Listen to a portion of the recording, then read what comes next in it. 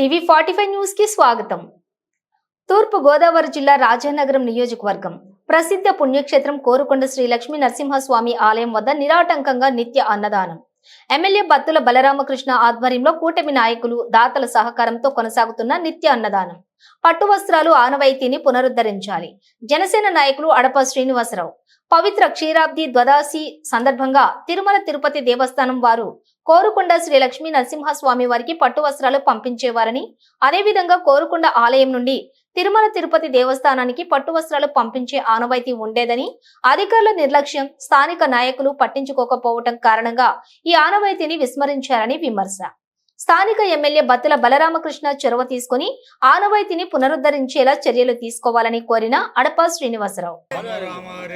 హరే కృష్ణ హరే కృష్ణ హరే కృష్ణ హరే కృష్ణ కృష్ణ కృష్ణ హరే హరే కృష్ణ హరే హరే హరే రామ రామ రామ హరే హరే హరే కృష్ణ హరే కృష్ణ హరే కృష్ణ హరే కృష్ణ కృష్ణ కృష్ణ హరే హరే. తిరుమల తిరుపతి దేవస్థానం కూడా ఇక్కడి నుంచి కూడా స్వామివారికి వస్త్రాలు వెళ్ళడం, అట్నుంచి ఇవాళ ఇలాంటి ద్వాదశి క్షీరాబ్ది ద్వాదశి నాడు కూడా అక్కడి నుంచి పట్టు వస్త్రాలు వస్తూ ఉంటాయి.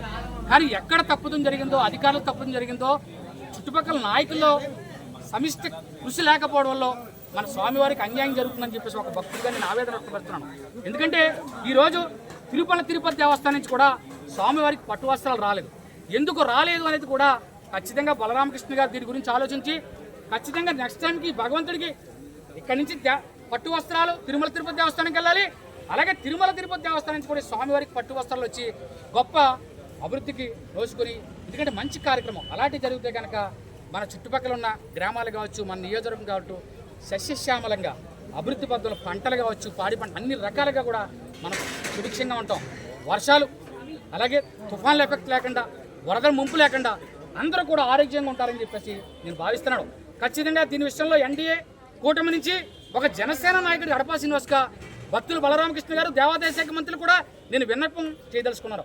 ఖచ్చితంగా దీని ద్వారా లక్ష్మీ నరసింహస్వామి ఆలయకి తిరుమల తిరుపతి దేవస్థానం నుంచి పట్టు వస్త్రాలు వచ్చి మా స్వామివారిని చాలా పవిత్రంగా ఇంకా కొలవాలని చెప్పేసి మనస్ఫూర్తిగా కోరుకుంటూ ఇక్కడ ఆదరించినటువంటి నాయకులు, కార్యకర్తలు, ఈ స్వామివారికి సంబంధించిన భక్తులు కావచ్చు, అందరూ కూడా ప్రత్యేక ధన్యవాదాలు తెలుపుకుంటూ, ప్రత్యేకంగా మీడియా మిత్రులకి, ఎక్కడెక్కడ నుంచి మీడియా మిత్రులకి అందరూ కూడా ప్రత్యేక ధన్యవాదాలు తెలుపుకుంటూ సెలవు తీసుకుంటాం. క్షీరాబ్ది ద్వాదశి సందర్భంగా చాలా ప్రపంచ దేశాలు చాలా ముఖ్యమైన రోజుగా మనం భావించాలి. ఎందుకంటే వైకుంఠంలో విష్ణుమూర్తి వాళ్ళ నిద్ర లేచి వాళ్ళ ప్రపంచాన్నంతా కూడా సుభిక్షంగా పరిపాలించేటటువంటి మంచి రోజు ఏదైనా ఉందంటే కనుక క్షీరాబ్ది ద్వాదశి మనం చెప్పుకోవాలి. ఈరోజు ఏమైతే ఉందో మా స్థానిక ఎమ్మెల్యే గారు బలరామకృష్ణ గారు పిలుపు మేరకు ఎన్డీఏ కూటమి ఆధ్వర్యంలో ఎప్పుడూ కూడా అంగరంగ వైభవంగా ఇక్కడ జరగలేని కార్యక్రమాలు అన్నదాన కార్యక్రమం. అంటే ఈ కార్తీక మాసం సందర్భంగా ప్రతిరోజు కూడా నిత్యాన్నదానం ప్రజలకి, ఎక్కడి నుంచి వచ్చే భక్తులు కావచ్చు, నియోజకవర్గంలో అందరికీ కూడా ఖచ్చితంగా మనం ప్రతిరోజు కూడా నిత్యాన్నదానం ఏర్పాటు చేయాలని చెప్పేసి మా వాళ్ళ ఎన్డీఏ కూటమిలందరూ కూడా ఆయన ఆదేశించడం జరిగింది. ఖచ్చితంగా ఆయన ఏమైతే ఆదేశించాడో ఆదేశాల మేరకు ఇవాళ తనకాల నాగేశ్వర గారు దానికి ప్రతినిధిగా వ్యవహరించడం, దాని నుంచి ఎన్డీఏ కూటమిలందరూ కూడా మేమందరం కూడా భాగస్వాములు అవ్వడం కూడా చాలా అదృష్టంగా భావిస్తున్నాం. ఈరోజు నేనే కాకుండా ఎంతో మంది దాతలు ఇవాళ మా ఎమ్మెల్యే గారికి చెప్పిన మరుక్షణం వెంటనే కూడా నేను కూడా ఒక భక్తుడు ఎమ్మెల్యే గారికి చాలా అభిమానిగా కూడా వాళ్ళ 5 కాటాల రైసు ఈ స్వామివారికి సన్నిధికి అన్నదానానికి ఇవ్వడం కూడా నేను చాలా గొప్పగా భావిస్తున్నాను ఈ అవకాశం వచ్చినందుకు.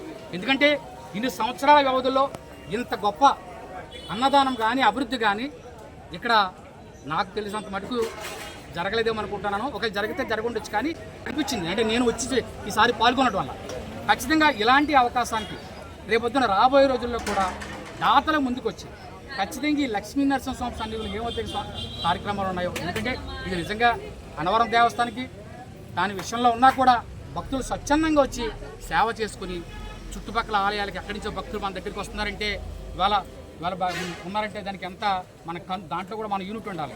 ఏదో అధికారులు ఏదో చేస్తారని ఆడమే కాకుండా కూడా మనం కూడా వాళ్ళు మా కమిటీ వేయమని చెప్పారు బలరామకృష్ణ గారు.